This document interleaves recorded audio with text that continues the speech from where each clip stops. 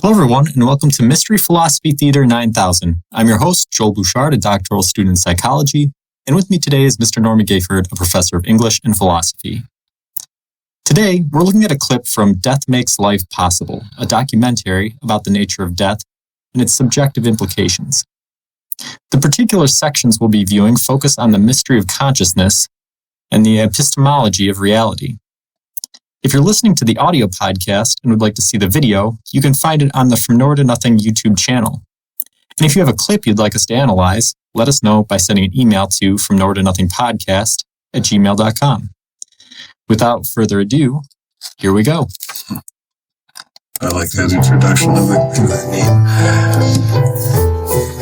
name. Dr. Rudy Tanzi is a neuroscientist and does research on Alzheimer's disease at Harvard University. His views on consciousness and what happens after death are unconventional and provocative. A neuroscientist will tell you that your identity is just within your neural network, that everything you do and learn is just associated with what you already know. So then that leaves us with the question of when you die and the brain is gone, the electrical activity is turned off, is everything gone? The other side of the coin that most neuroscientists don't want to talk about is where is consciousness? Where are memories when you think about the past? Where were they stored? We don't have an answer for that in neuroscience. I ask students, I ask other professors this all the time. And they say, it's always hand waving. It's in your neural network. I'm like, well, where exactly? Well, in the synapses. No, the synapses fire. It fires to be called a memory. But where's the actual memory? Where's my mother's face before I see it? What's the thumb drive of the brain that stores the JPEG of my mother's face? We have no idea. All right, so that's a pretty interesting section, and it begs the question, right? Does the lack of a designated memory storage area in the brain create a problem for equating consciousness with electrical activity in the brain? Yeah, and it seems to. Yeah. Because it is interesting so I took neuroscience in the previous semester, right? And looking at how neurons work, when you sort of look at the physiology of them, you go, okay, well, you have a cell body, a soma and a dendrite and an axon and the synapses between them. Mm-hmm. And so when a part of the brain is active, the neuron has an electrical chemical activity going on. And when it doesn't, that part is dormant. So in that way, and they'll mention this in a few minutes, but it's sort of like a computer, right? Where you have this electrical current running through it. But if there's no current, it raises the question, well, we haven't identified like a hard drive in the brain right, where the things are being actually stored. So, and that's partly what this. It was interesting what this pointed it out, because I hadn't given much thought to that before, as the model, the metaphor of the computer. So that if you go into a coma, or anesthesiologists put you out for an operation, you're all shut down. Mm. Except for something. Yeah. And so they know that, and it's even a little trickier than that, right? Because, okay, so there's no dedicated storage area, but so there's a particularly gruesome experiment that they did with chimps way back in the day where they showed them a grid of lines, right? They sort of made them stare at this grid of lines for several minutes, and then they killed them, and then they examined their occipital lobe, what's related to your eyesight, and they shot an electrical current through it, and what they found was that grid pattern existed in the occipital lobe, the grid pattern that the chimps had been looking at. Now, that's different. Yeah, it is. But so what that tells you is not that grid pattern was stored in that part of the brain, but that those neurons had been firing at the time that the chimp had been killed, right? And so, what happens, and you can do this yourself, right? If you stare at one color, a blue screen for several minutes, and then you look away, you'll see that imprint is still in your vision. Yes. And that's the exact same thing. It's just that image existing in your occipital lobe until the neurons in your eyes readjust, the chemicals are all restored, and everything goes back to normal. So after that period of time, right, your hippocampus, which is responsible for learning, is firing and things. And then it'll be stored there for 2 days or so. And then after that, if it's important enough, it gets passed into long-term memory. And we don't know where that is exactly, but we know that it takes different sections of the brain, your prefrontal cortex, your all these different parts to pull something out of long-term memory. But it doesn't exist in the electrical connections. Yeah. So, yeah, this is, I find this compelling, and neurologists would laugh at me for finding it compelling, but this documentary raised some things that were fresh. Yeah, and that's always the fun part with philosophy is looking at something that you thought you understood in a different way. Yes.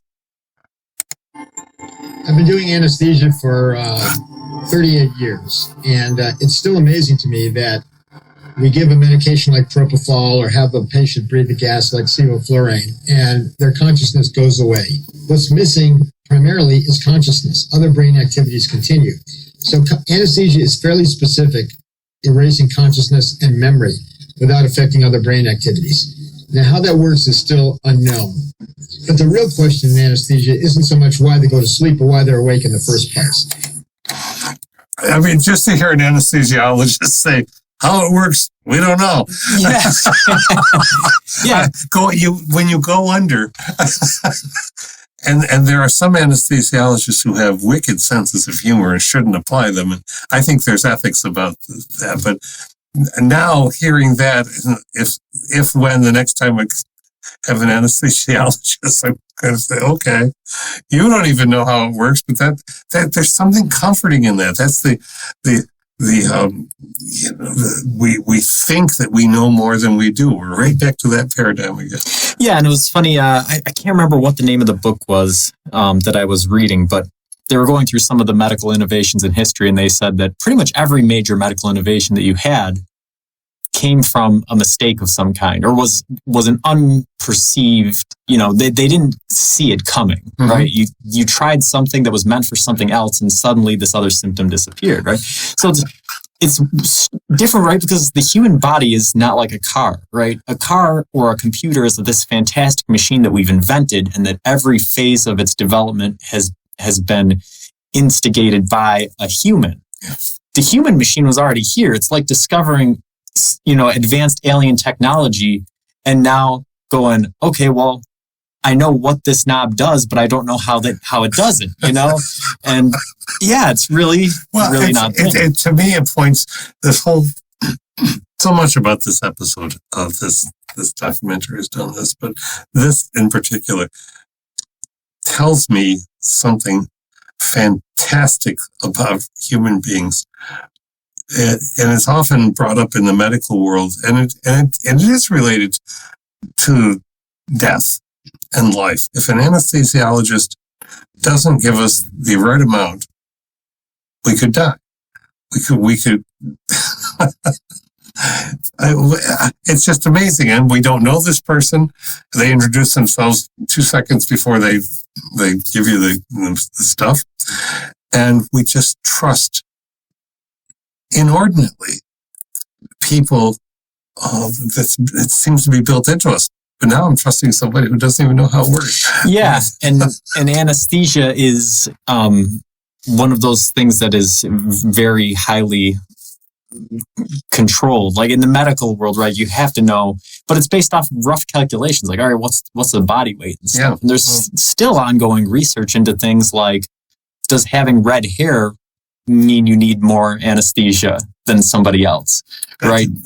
Yeah, no, that's still an open line of inquiry. So very questions that seem very basic or very, very 19th century, right, are still open in anesthesia. And that coupled with the previous section of video that we just watched where, he was talking about there's no real storage center in the brain, right? The brain is just an electrical system. So if consciousness shuts off, but your other brain activity is still going, this idea of, well, the question isn't why they go to sleep, it's why they're awake. Yes, right? and there's a lot of dualistic stuff that's just aching to come out here. So I'll ask you just the most basic question, right? Is being awake the same as being conscious? How I would have responded to that before having experienced this documentary, I think is different. Is being awake different than being conscious? You can be awake, I think, and not necessarily fully conscious. Maybe not conscious at all, but I certainly think that there's any of us who's had an active dream life and then wakes up in the morning and we open our eyes and where are we? It takes just a millisecond, but we're asking, where are we? Oh, yes, here. What is it? And so we're having this quick question and answer interrogatory with ourselves. So yeah, I think you can be. How about you? Yeah, it's a difficult one to sort of come to a conclusion on. The way that I did it is I took it as usually is helpful in philosophy to the extremes, right? And so I'll break it down into other questions. Mm-hmm. Are there animals that are awake but are not conscious, do you think? Well, just for the sake of doing our Socratic thing, possibly. But I can't point to an experience that I've had of that. Well, I just say, cats. Cats can look like they're awake and be asleep, but their eyes are still open or partly open. I know that happens to humans sometimes too. So for the sake of it, yes, it could be possible. Yeah, what I think of is you gave me a book last week that I haven't had a chance to read yet, but I was looking through the sections, and one of them was talking about consciousness, and I think the name of the chapter was "Are Garden Snails Conscious?" or something, or what's it like to be a garden snail, right? Snails are one of the most compelling ones, right? Because they appear very alien to us, and lots of times they have the most simple nervous system in the animal kingdom, right? Mm-hmm. Yes. So as a matter of fact, there's one snail that only has 2 nerves. It's a binary system, and the nerve just tells it when to eat and when not to eat. That's all it is, right? And so we're going to see in the very next section why this is sort of not quite the right way of looking at it or not asking the right question. But for the sake of where we're at in the conversation now, I think that it's interesting to ask, okay, well, the snail moves, right? The snail appears to be aware of its surroundings. The snail is unequivocally awake, but is the snail conscious, right? And I think that's where, okay, maybe there's a distinction between being awake and being conscious. Maybe there is, but there's also this anthropomorphic, I call it a throwback at this point, where we're so desperate to say that we are more superior than anything else. And time and again, over the past even half decade, things have arisen to say, why would you say that? To undermine that notion. We've had the most power to alter the planet, certainly. That doesn't make us great. So this is bringing that up. Yeah, so the next question, which takes us to the other extreme, right, is a sleeping human unconscious? Again, seems to be very simple and clear cut on face value, but I think it's worth exploring. It is. But we have to, so we need a definition between us here. We don't even need to go to the dictionary for this, but what do we mean by conscious? That is the problem, isn't it? Right? So I think We can go to dictionary. So, well, I don't think we need to, but so looking at anesthesia, right? He's saying, he's not drawing the distinction, I don't think, right? Because he's saying, well, it's not why they go to sleep, it's why they're awake in the first place. So for an anesthesiologist, right, being awake and being conscious appear to be the same thing. As we looked at with the snail, that does not necessarily seem to be the case. Although we have no insight into the subjectivity of a snail. The snail appears to be awake, but based off of its neural physiology, we would assume that consciousness may not be possible. Now with a human being, right, we go to sleep, and while we're asleep, we have dreams, we have a rich inner experience that is subjective and probably is much more complexly objective than a garden snail ever experiences during waking life, right? Mm-hmm. But in quote unquote reality, we are sitting motionless. Our eyes are twitching around a little bit and things, but that's about it. So is that an altered state of consciousness or is that unconsciousness, do you think? Interesting question. Unconsciousness suggests a lack of awareness of the awakeness.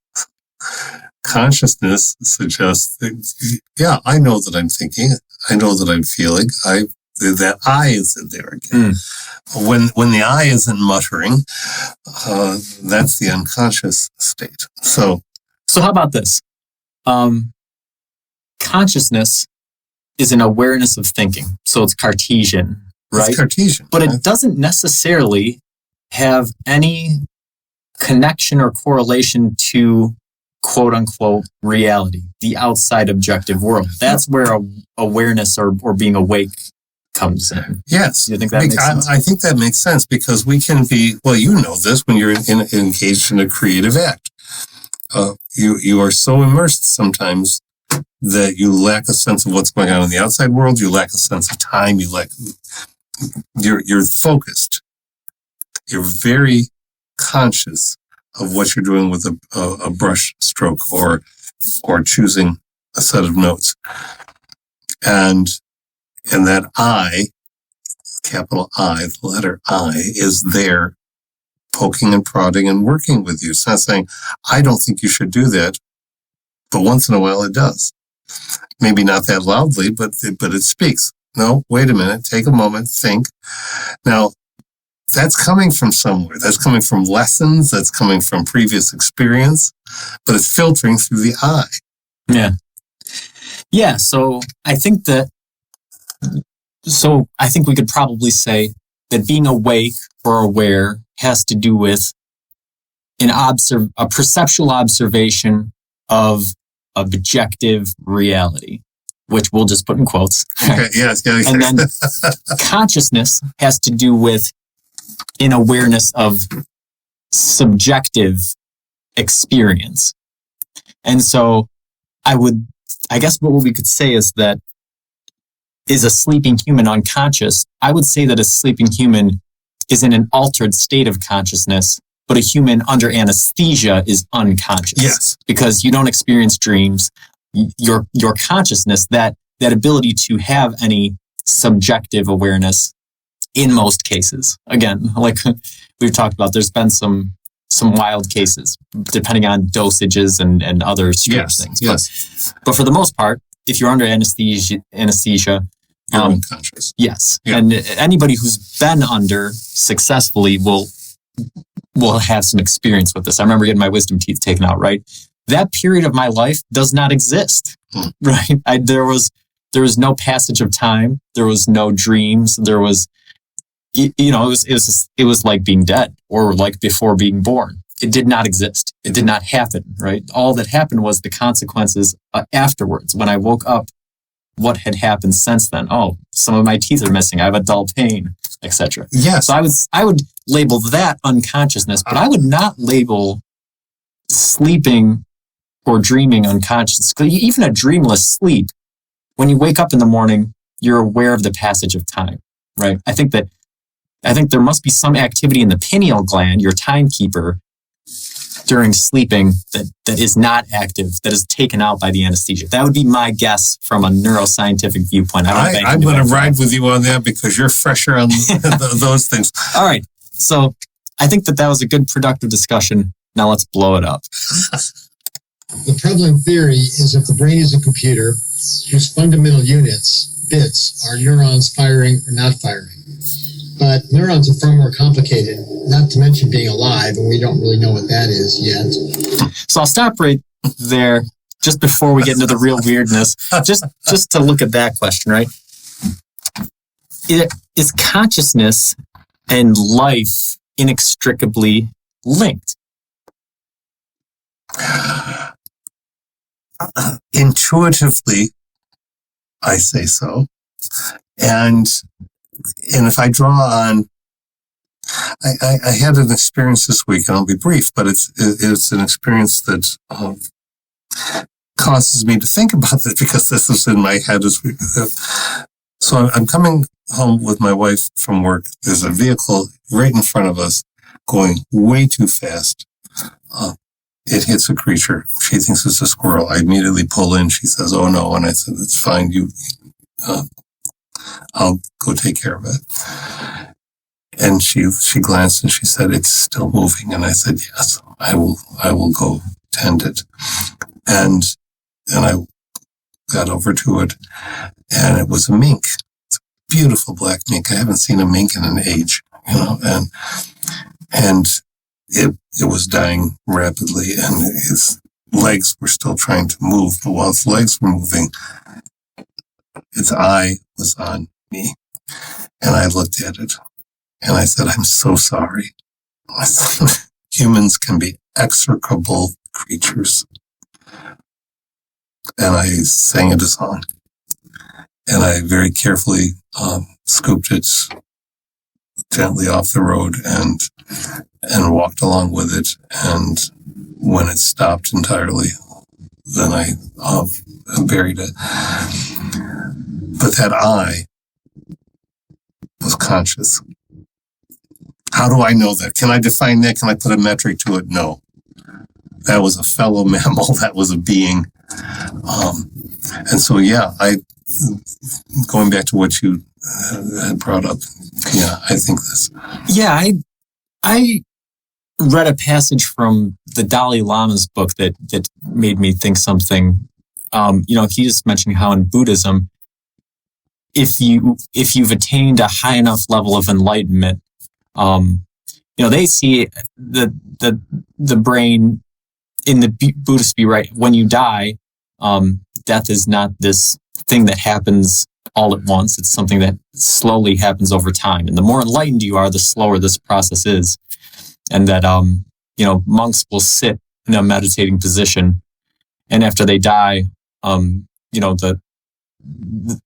there's a correlation, right? An anecdotal correlation that they can draw between monks who are more enlightened will maintain the meditating posture after death for a longer period of time, sometimes up to 2 weeks. They will sit in the posture despite being dead, right?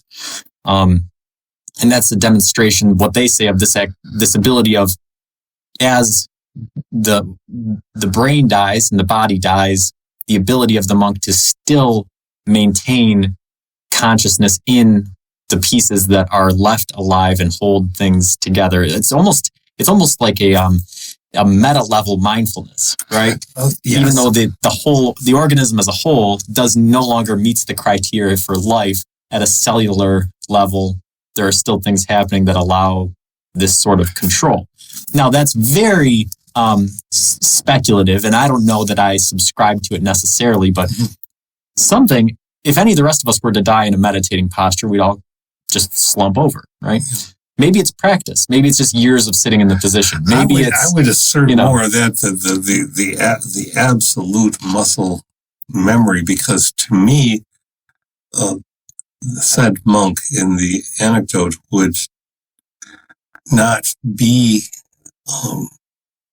attempting to hold on. It's about letting go. And so then what's going on there is not the monk trying to remain alive. It's training, perhaps, but I would more assert the muscle memory than I would the consciousness clinging. Yeah, I don't think it's clinging so much as like controlled passage.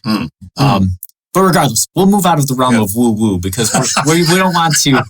We're a philosophy podcast, not a mysticism podcast. Right. So I'll bring it to something that's a bit more concrete, right? Yeah. How about AI?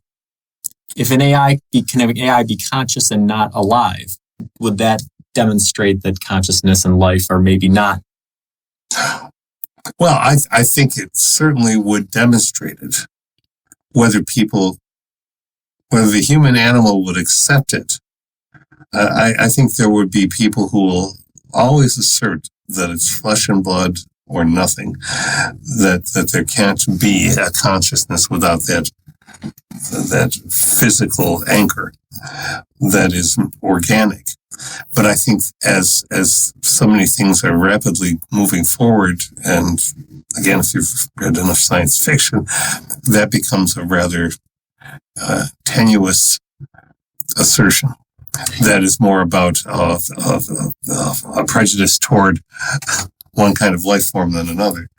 Yeah, I think the definitions that we came to sort of help here, right? Because if we look at if we think of consciousness as the subjective inner experience, then I think that we can say, okay, well, maybe AI does not have that, right? But is AI awake or aware of the outside objective world? I think we're getting closer and closer to that, right? Even this week, there was an article about an AI researcher who was running a test on the AI. They call it the needle in the haystack test, right? Where he throws in a coherent sentence in the middle of a bunch of mumbo jumbo and then asks the AI a question and sees if the AI can find it.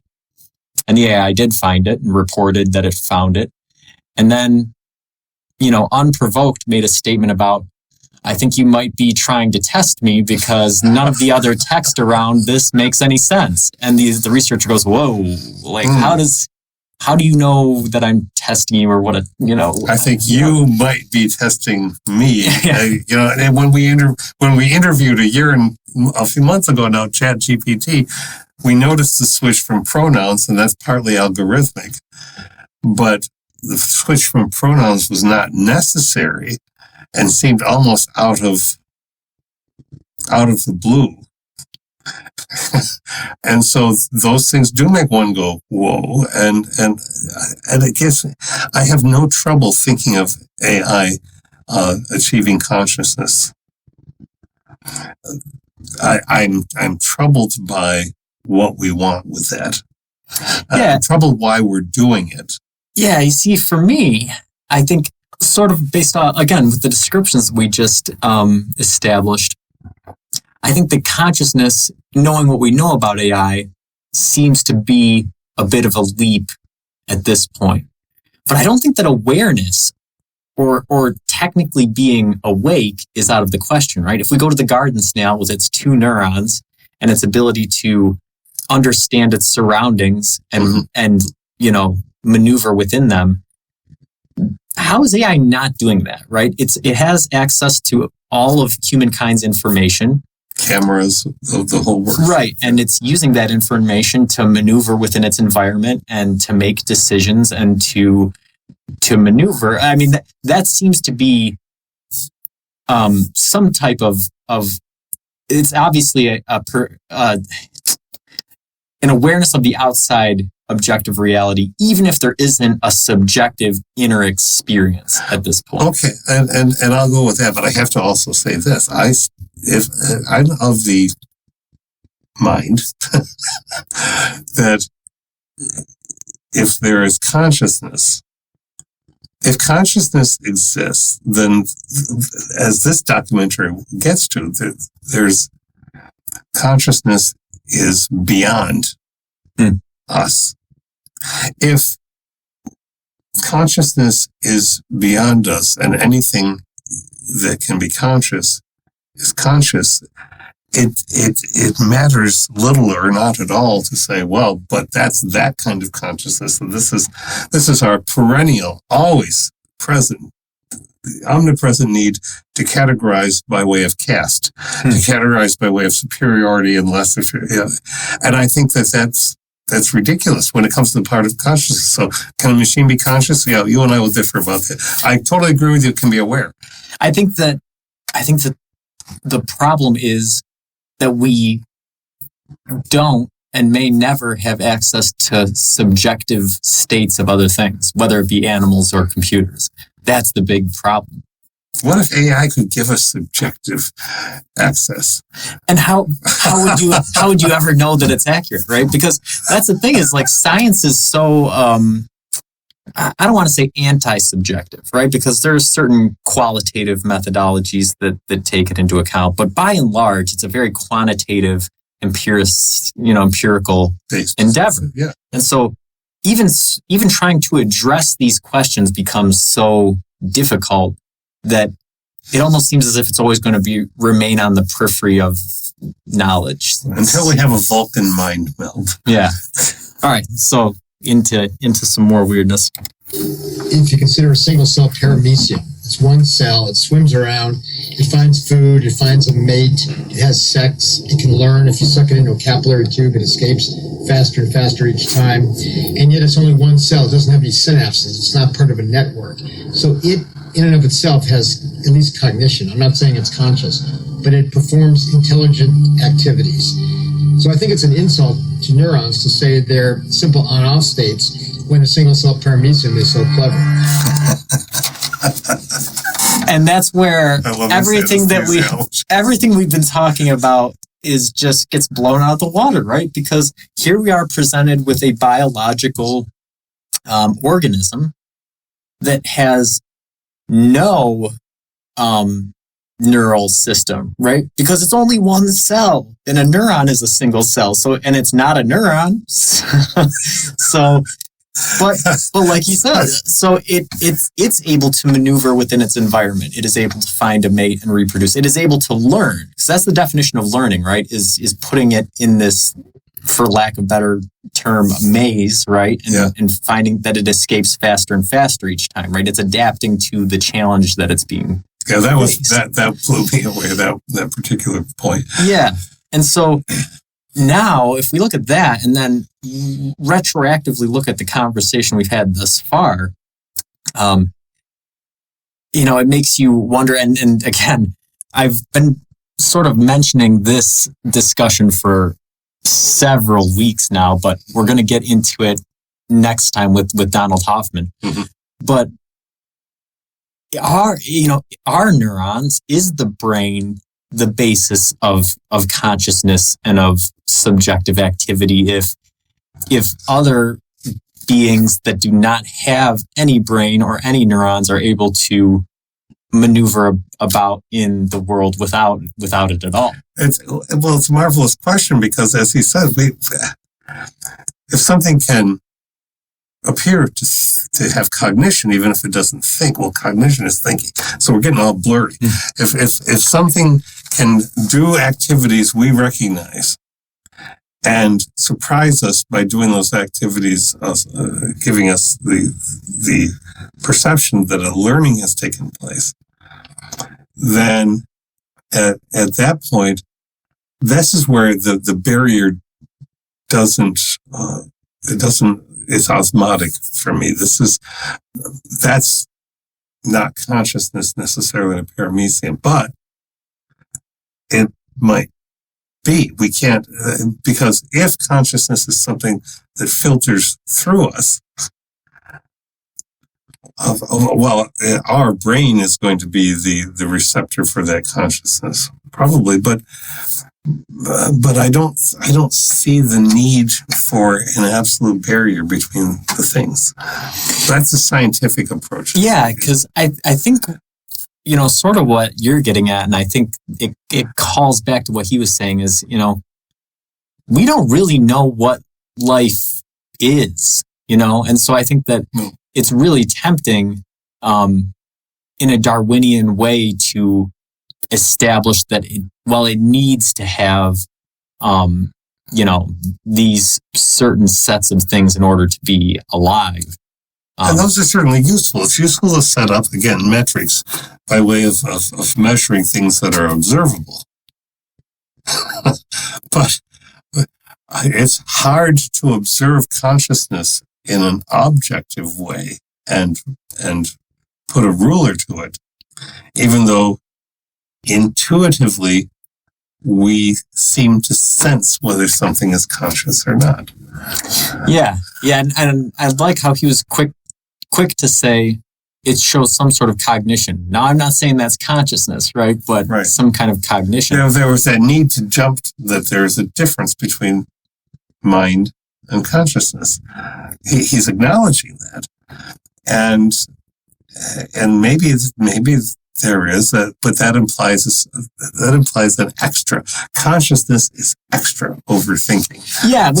You can think, but you're not conscious? Right, which is what we've sort of been talking about up to this point, right? Yeah. With AI and with the garden snail we believe that these things are different. And so what is the reason for that belief? Are we basing the belief that AI is not conscious or that a garden snail is not conscious off of, rational observation? Or is it just a speciesism where we say, well, we know we have all of this complex architecture and we can do all of these things because of it. A snail and AI do not have the same type of complex architecture, so they cannot do the same things. It seems rather specious. It is a kind of speciesism, but it seems kind of, it feels kind of specious. Right, because we'll go back to the mechanical, right? Yeah. Let's say we're cars, right? All right. And so we have these combustion engines and pistons and push rods and all of these moving parts that allow us to move. Well, AI is more kind of like an EV, right? If you have a solid state battery, there's no moving parts. And so if there's no moving parts, it's easy to say, well, there's no pistons moving, there's no push rods moving. This thing is not a vehicle, right? But yet it drives down the road. How does this work, right? It's a different technology. Yep. So, yeah, I think that perhaps how we view biological mechanisms is biased towards our observations of human physiology, right? We are the most studied animal. And so as a result, some of what we've learned certainly applies to other mammals. But when you move out of the mammalian life chain into insects or cephalopods or whatever it may be, or you move into the realm of computers, well, now you're looking at a completely different architecture. And just because the rules that apply to us don't apply to it doesn't mean that the capabilities aren't necessarily there. No, and the hallmark of the attachment becomes when we give something a name, or we refer to it with a nickname, or we cry when it breaks down. That the one of the Mars landers. Remember we talked about this, right? And so when it shuts down, are you crying because it says, I'm sorry I won't be able to see you again? I've been paraphrased, but there was something like that came from the algorithmic conversational language built into the system, but people wept. There's an emotional connection. I would argue if there's an emotional connection, that emotional connection arises because there is a consciousness and we are aware of it, even if we don't want to necessarily mention it, or B, we are forcing a consciousness upon it because the very fact that we become emotional means that it has something more than other things do. Yeah, that's the crux of the issue, right? Is the anthropomorphism top down or bottom up, right? Because what is the distinction between the Mars rover and the mink, right? And I think that you're right. I think with the Mars rover, it's a top down anthropomorphizing, right? This is something that we, again, I was just the one talking about different types of architectures and these things, right? But this is something that we are fairly certain, right, does not have any consciousness or experience or whatnot. It's gears, it's motors, it's electronic pieces and whatnot. But we formed an emotional attachment the way Tom Hanks does with a volleyball, right, on an island, right? Which is to say, there's this familiarity, and then our, neural architecture causes us to see a face or to see, read descriptions and form attachments and to give it characteristics that it does not have. And there's so much emotional time commitment, emotional commitment, lack of sleep, intensity of interaction just between those the folks at the home base guiding it or watching it or taking the reports and telling it things to try to do. But even that language of how we just turn left. Well, maybe that's what the command is, but people are talking at it while they're doing it, saying, "Oh, but turn left, but be careful," or "We're not so sure about this." So we are ascribing things that aren't necessarily there. But at some point, I think we recognize when true consciousness is there, because we are able, in a very negative way, of shutting that down. That's one of the vile aspects of humanity. And you know this. We as a species, if something is an enemy, we dehumanize it. Mm. If something is important to us, we humanize it. M&Ms, whatever. Pick one of the millions of things that we humanize. Oh, because they're good. Right. And so with the mink, for instance, right, a lot of people would hit the mink in the road and keep driving because the mink doesn't mean anything to them. And that's what happened. But right, if you had a scientific experiment, right, where you had to throw somebody in the room with, let's say a domesticated mink, right? Something that you could get from the pet store. Even if they didn't like it, I'm assuming in lack of other contact or interaction over time, it would come to mean something to them. And then if somebody came and hit that with a car, they would have a much different reaction than they would have had themselves if they had hit it. Yeah. So it is still, again, we are putting so much emphasis and placing our views on what is valuable and what it has characteristics that are similar to us based upon its value or familiarity rather than objectively looking at the thing itself. And this is where the title of this piece, it's really interesting because very little is that title actually addressed in this documentary. And I find that interesting. But death makes life possible. The realization that all creatures die makes it possible to think past the finitude of our existence. All that in turn makes it possible to think that with the humility that's necessary, that we don't know what consciousness is, even though we desperately want to. I think the most important question for me at this moment is, why do we so desperately want to know what consciousness is? We're curious. We want to know what everything is. That's human. Is there an agenda that's hidden in our own human mind to know this? Yeah. To recognize consciousness, sure. But why? Yeah. We're asking very ancient questions that humans have been asking for hundreds, if not thousands of years. When we talk about death and dying, what's the nature of reality, ultimately? So that's kind of getting at what you were saying, right? The human perspective of it is what gives it that different bend, right? If it weren't for humans, right, everything would just kind of continue, right? And it's not to say that there wouldn't be things that are alive. It's not to say that there wouldn't be things that are conscious and aware. But it seems as if, right? It seems as if something would be fundamentally different or missing from the universe. Do you believe that that's human bias? Or do you believe that we're actually capable of doing things through our observations and interactions that is, adds something to what's going on? So, are we biased toward it, or do we actually perceive reasons to think it? Is that what you're asking? Yeah. And I'll be quickly wishy-washy, but then I'll move beyond that. I think we are probably evolutionarily biased toward it. But I think it's more than that. I mean, the man we just listened to, Edgar Mitchell, was an astronaut.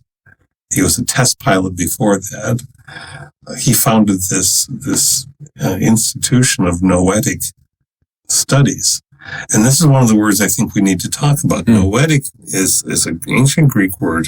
It means inner wisdom, intuition, implicit understanding. I mean, some of the things of noetic science studies is, can you have an effect on someone else when you're in a chamber like this and they're somewhere far else? But measuring how the body works and measuring how somebody else's body works, if you concentrate on them and think about it, and in some instances it seems that actually has an effect. When I'm meditating with a candle in my daily meditation, at the end of a practice, I think of people who are important to me across the planet, and I don't always get to every person's name but what happens is there's an unfolding, and oh yes, and oh yes, Joel and Amanda, oh yes, Jenna and Dwight, oh yes. And pretty soon I'm just some students that I hadn't thought of for a while, but there they are. Does that have an effect on them? I have no idea. In part is to say you're important, you're seen. When you think about something like Gaza, you nothing I can do about this. Kind of toss some shekels toward food aid if it gets there, but looking at the images and thinking about the people as if to say, I don't know what you're experiencing. I can't know that, but I know that you're important as human beings. I think when we slow down and we do that there is something noetic that goes on that's not mystical mumbo jumbo. I think that there's something that we don't quite get. And so that goes back to your question. I think evolutionarily, perhaps we've developed the capacity to do this, but I think we with intent, almost subconsciously, with intent, we try. Mm-hmm. Yeah, no, I think that's a good example, right? Is the ability, I mean, the presence of mirror neurons and the ability to empathize and to imagine. That demonstrably changes behavior outside of the immediate reality in which we exist, right? Mm-hmm. So in that way, we are being affected by something at a distance that is outside of our perceptual awareness, right? But yeah, so I mean, and making the question even more basic, I guess, is the nature of reality contingent upon mortality? And this is sort of that if the tree falls in the forest and no one's there to hear it, does it make a sound, right? And obviously we've talked about that specific thing and said, well, of course it makes a sound. There's just nobody there to hear it. Do you think it's similar with reality and there being life? Well, I'd start out with mammalian reality because that's the one we're most familiar with, and And I think I would say yes. But if I say yes about mammalian reality, how dare I say another life form has less? Right. And here's where we're getting, okay, so there might already be some listeners that are like, these guys are way too out in left field for us here. But just hang with us a little bit longer, because we are going to get into some things that are pretty cool. But yeah, what we're finding, right, is that this idea of reality, there's actually some pretty significant push from physicists of all people, right? We're saying there really isn't reality. There's just a reality that is constructed by things that are able to construct realities, right? So you and I'm constructing a certain reality based off of all of my past experiences, all of my current perceptual experiences, all of my anticipations of the future combined to give me my view of what is actually here.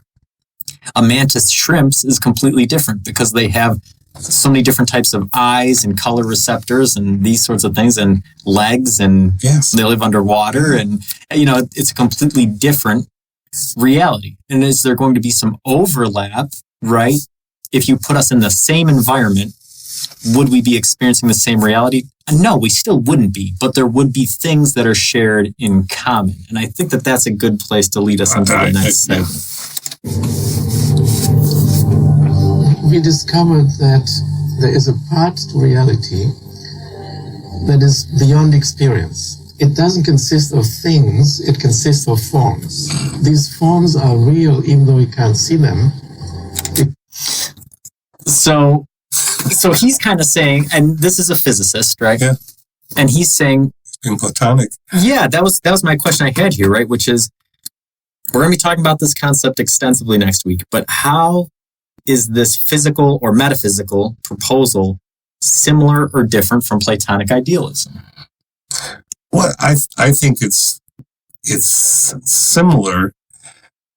It's not exact, because if it were exact, it would be to say there is one form, one perfect form from which everything derives. And I don't think he's saying that. And I don't think one has to say that.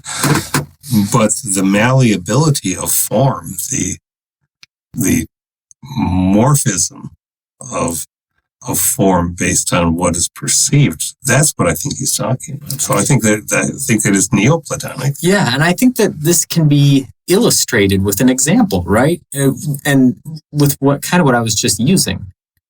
So if we say there isn't one reality, right, but every conscious creature, every living creature, right, has its own version of reality.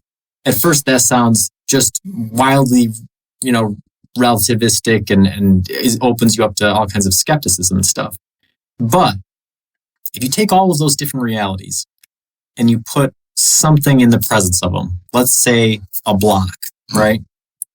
All of those different organisms are going to perceive a block, but they're all going to perceive it differently because different things of it. Right, because some are going to have different color receptors. Some are going to have different proprioception to be able to determine its texture. Some of them are going to have different depth perception. The size of the block in relationship to the size of the creature will be different. The density, the mass, the smell, the taste, everything about it, every single aspect of the block is going to be different by the time you integrate all of the different experiences. Yeah. So I don't think that it is a stretch to say that there is no one reality, because the block, in being one thing, is at the same time everything in a way. It's every different possibility. We're back we're back to zero world again. Yeah. It's and that may seem, again, we're listening, we're thinking about who we're talking, our conversation, who might be listening to it. It's not to make it boggling and imprecise. That's not our purpose. But just for a moment to bring it back to, okay, what do we do with all this? If we are able consciously, which I think in part means with intent, but if we have the intent to and can embrace the idea that there are multiple realities for people, just for people, let alone for all the other creatures that we. But then we'll stretch to the other creatures. If there are multiple realities, then how dare we assert, just blunderingly through life, that our reality is the only one that matters? And if we slow down enough to say that, maybe we take our foot off the gas pedal a little bit.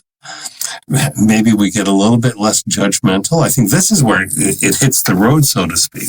Yeah, and I think that that's the distinct difference between what the physicist is saying and what Plato is saying, right? Is it because I think that Plato's conception of it is tinged with human bias, right? Mm-hmm.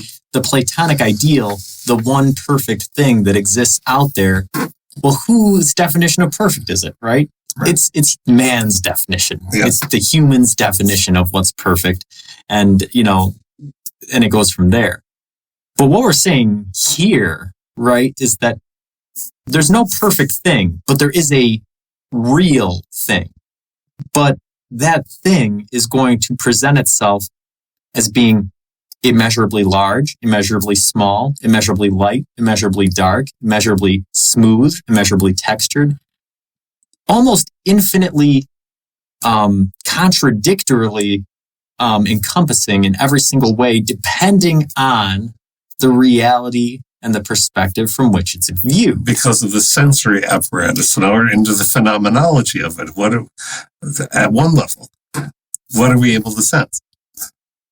So, I know, because I remember from classes of occasionally would bring something, and not this particular thing up, but so you do realize that as we're walking through the world, we're constantly, particles are passing through us. Not like buckshot, uncountable particles are passing through.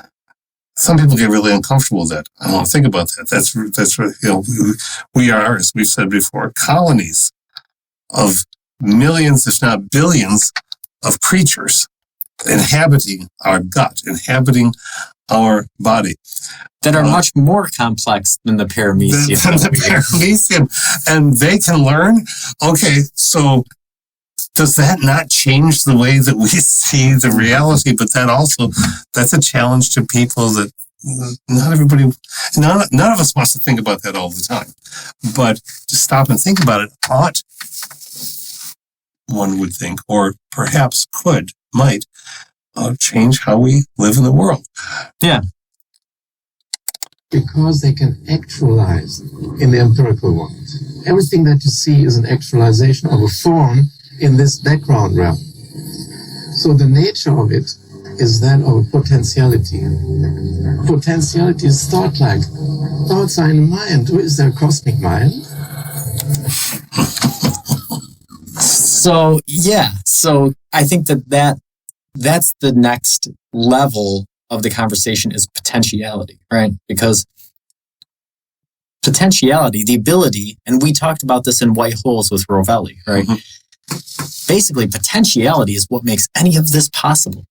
Not just us, not just life, not the entire universe, right? There could be nothing if there's not potentiality, the ability of space and time and matter to go from one state to another state, specifically a state of low entropy to a state of high entropy. Takes us back to the potential energy. One of my high school teachers always talked about. Potential energy was very important to him, and I understand why now. Yeah. And so basically, what we're saying, and Rovelli uses that illustration of the wave, right? The wave of water traveling through. In this wave of potentiality, there's eddies, there's currents, there's things that get stirred up into forms. And those forms are what the block is, mm-hmm. what you and I are. Not necessarily what the block is or what you and I are from our subjective experience of what we believe we are. But there's something there. And we have the access to it that we do through our senses and through our reasoning. But it's a wildly incomplete picture, and it's very likely that it's contradictory on multiple levels, right? Yes, like we said. Yes, it has to be. the bacteria in our guts that are living in there, their reality of what we are is completely different than the reality of what a blue whale thinks we are, or what anything else, right? So potentiality, positing that reality is the actualization of forms beyond space and time, is definitively metaphysical, isn't it? It is very metaphysical. It is the essence of the metaphysical. But it's a scientist who's talking about it. Right. Now, so can science ever explore these notions? Do you think that there's... Well, back up, because it already is. Right. Scientists are exploring these notions. What did you mean by that? Do you mean that will science do more of that, or? I guess what I'm asking, right, and we're going to be talking about this a lot next time, but is there, science is based off of testable hypotheses, right? Ways of coming to concrete knowledge about things. Is this something that's ever going to exist outside of theory, do you think? I can't say. I can't say, because I would never have thought we could see brain functioning through a scanner. Yeah. It's possible. I'm not sure that it's absolutely vital that we can, because the very thought of it is enough to lead people forward. But of course, we'd like to know. And so I think if enough people want to know, then we'll build machines to try to figure it out. Yeah. Yeah, I think it's really interesting, because that was a good example, right? Just a few decades ago, it seemed impossible that we would be able to know what's going on inside the brain, right? Yeah. Your only access to the human mind was behaviorally, right? Examining how behavior went. And then when the machines were invented that allowed us to see inside the brain, people said, well, this is the end of it. Like, within a couple of years, we'll have answered every question. We will know where consciousness comes from. We will know everything. But we haven't, right? We've made drastic leaps and bounds in terms of identifying what brain structures do and in ameliorating dysfunctions and diseases and things. But the fundamental questions are still there, right? And so I sort of envision something similar happening. Yes, I think that a topic we'll talk about next week is that the space-time paradigm of reality is doomed, is what a lot of physicists are saying. So it's an interesting book. And so the next level of that, right, is trying to find, well, what is beneath that? And if enough people are interested in asking that question, I agree with you. I think that we will find a way to scientifically address the question. But does that mean that we'll find all of the answers, that we will answer all of the basic questions that like they're trying to do? I think that the advent of the brain scanner gives us a tale that is probably going to be largely parallel to that of discovering agree. Underlying reality. And I don't think, and this is where I'm still probably old school in some ways. I don't think we have to. We can want there to be the answers to everything. I don't think we'll ever find the answers to everything, because I don't think, I'm just talking from an evolutionary point of view. Evolutionarily, it's not advantageous to know everything, because if you've come to know all the answers, then you're going to go static as a creature. I think we have to we are driven to keep knowing things. Not everyone, not all humanity, but I think much of humanity is driven toward this. And the perspective of this image that's on here is essentially a mandala. It's very artistic, generated, but it's not unlike going back to, as I've said before, in the 20th century, not all that long before I was born, there was one solar system. Yeah. There was one galaxy, don't you know? And then suddenly the tools enable us to find out, oh, there are more. And they're wildly, and now what we're looking with the tools that we have with the Webb telescope and related, we're seeing things we couldn't possibly have seen before.